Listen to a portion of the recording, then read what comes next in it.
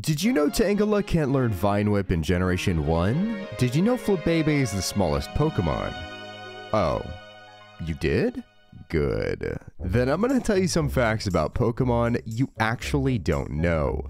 My name is Finn, and this is not your normal fact video. This is part 9 in my series of searching out the most obscure Pokemon information I can find. The goal of this video is to surprise even the most seasoned Pokemon fans with things you have never heard before. And if you enjoy what you're about to see, subscribing would be awesome since we're so close to 100,000. But without any more delay, let's do this. My favorite pieces of obscure Pokemon information are the things that go unnoticed in games for a very long period of time. In games that have been data mined, ROM hacked, and taken apart by every line of code hundreds of times over, only for a brand new piece of information to be unearthed years later. And that's exactly the case with a very peculiar love disc in Pokemon Ruby that went undiscovered for 12 years. For every version of a Pokemon game, there is an alternate version of the game that has what are called debug features. These are things for the developers to use, such as warping to any part of the map or spawning random Pokemon. Debug literally meaning to get rid of the bugs in the game. That was the goal of these cartridges. And these debug versions will sometimes get leaked and circulate the internet from different points in the development history of that game. And sometimes the community will get very lucky and find a debug version containing information only found in the earlier versions of that game. Things that were eventually cut out from the final release. And thus is the case for the German language debug version of Pokemon Ruby. Somehow this version was leaked onto the internet. No one knows exactly when, but it had been floating around between forums online for quite a long period of time. But eventually in 2014, a user by the name of Hacky discovered something we had never seen before. Inside the backend code of this debug ROM lied data for an event Pokemon, a love disc holding a berry juice to be given out through an e-reader card. But here's the kicker, there never was an event love disc holding a berry juice. Text for receiving the love disc is inside of this debug ROM, but it seems it was scrapped before ever even being released. The idea that the only proof that this event ever existed is locked away inside the backend code of a debug cartridge for over a decade is just simply insane. Pokemon cries are an intriguing rabbit hole to explore. When analyzing Electivire's cry in Pokemon Diamond, I found out that not only is it a sample of an electric guitar, but I was able to find the exact sound effect pack where it came from. It's called 0G Chemical Beats, and here is the original sound effect that was later remixed into Electivire's cry. At the time of making this video, Brilliant Diamond and Shining Pearl do not have connectivity to Pokemon Home, meaning you currently cannot bring Pokemon in from past generations or past games at all. But when diving into the code of Brilliant Diamond and Shining Pearl, Twitter user Artrius found something very interesting.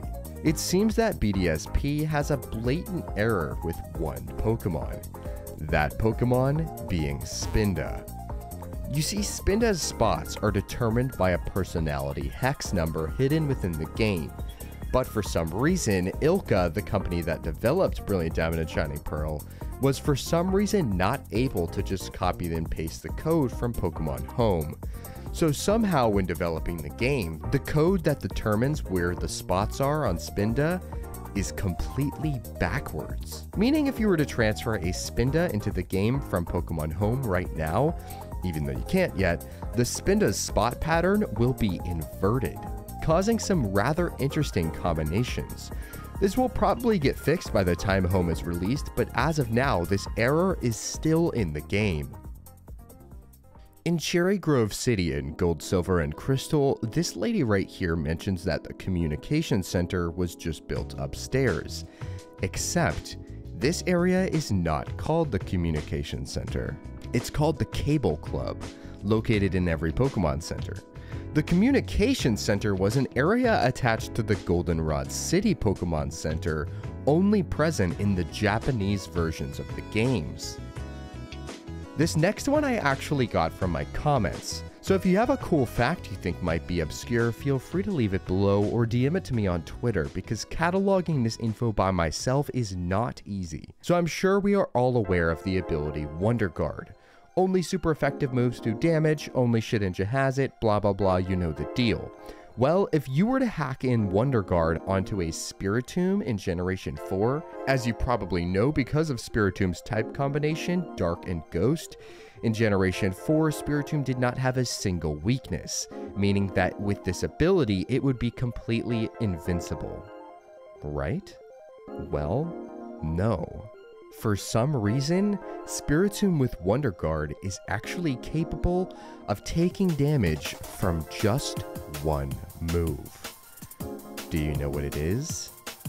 The move is, for some reason, Fire Fang. For whatever reason, Fire Fang is the only move that can hit Spiritomb. The reason why is completely unknown, but true nonetheless. Another peculiar thing about this is the Battle Tower in Pokemon Platinum actually knows this, and as you fight the Battle Tower with Wonder Guard Spiritomb, they start to adapt to it, and bring more and more Pokemon with the move Fire Fang to counter your otherwise invincible Spiritomb. The fact that the Battle Tower can adapt to using a bug to defeat you is terribly interesting. Here's a fun Pokemon fact: a Japanese copy of Pokemon Heart Gold costs $75. Unless you use this video's sponsor, Bai. Being a Pokemon fan is not cheap, and if you're like me, you probably have a few Pokemon plushies, games, or collectibles around the house, but you know where the really good stuff is? Japan. And that's where Bai comes in. Bai is a service that allows you to shop at Japanese stores like Amazon, Mercari, and tons more sites you usually wouldn't have access to. And instead of paying insane premiums, you can ship anything you buy to a warehouse in Japan and then have it sent to you all in one box. A copy of Japanese Heart Gold on regular old eBay would run you about $75. But with a simple search on Bai, you can find Heart Gold, Soul Silver, Diamond, and Platinum for $3 less. This is a real listing. It is up right now on this website. And right now, you can use the link in the description to get an extremely generous $20 coupon off your first order. Thank you, Bai, for supporting the channel, and now back to the video. A deceptively interesting item in the Pokemon universe is the common fresh water. I've heard many people say it's dumb that this fresh water is stronger than a man-made potion, and kind of doesn't make sense, but I'm about to tell you why that actually makes perfect sense. If you've ever wondered what makes this water unique and more powerful than a potion, well, it's actually because it's collected from Mount Silver in the Johto region. But most English-speaking Pokemon fans wouldn't know this, because this information is only revealed in the Japanese and Korean versions of Gold, Silver, and Crystal. And for some reason, this detail was never mentioned in any English game.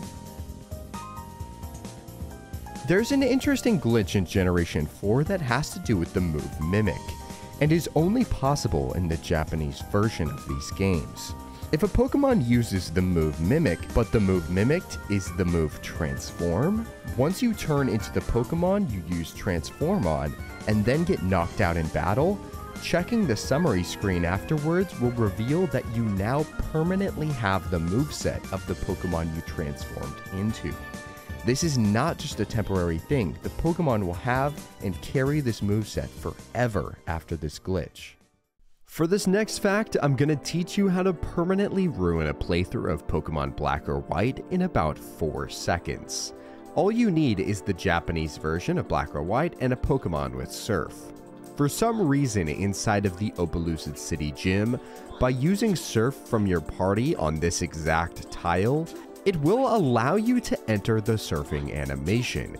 But by saving the game in this position and reloading, you will be locked forever in this spot, forcing you to start a brand new save file in order to escape. This one I actually noticed myself when I was casually playing through Pokemon Heart Gold. This guy right here is named Hiker Timothy, and he has something interesting to say. Every trainer you fight in this game has a little blurb of dialogue right before battling, which is usually just useless text, so it's pretty easy to glaze over. But surprisingly, Hiker Timothy's text is actually a reference to something. The text is, "I climb mountains because they're there. I catch Pokemon because they're there." This is a direct reference to a quote said by George Mallory, a man with an incredible story who dedicated his life to being the first to reach the summit of Mount Everest, who, when asked during an interview for the New York Times in 1929 why he wanted to climb Mount Everest, he simply replied, "Because it's there." I'm sure if you've played the original Pokemon Red, Green, Yellow, and Blue, this sound effect will sound familiar to you. It's the save game jingle, and there's something surprisingly interesting about it. You see, although almost entirely unnoticeable, the saving sound effect is actually different in every single version of these games. If you listen to each one in succession, you will notice an ever so slight difference between them.